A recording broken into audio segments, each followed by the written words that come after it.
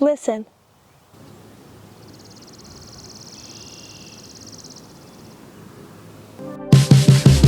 That's what it sounds like to be on 3.5 acres on a dead-end road just minutes from Rare Mountain.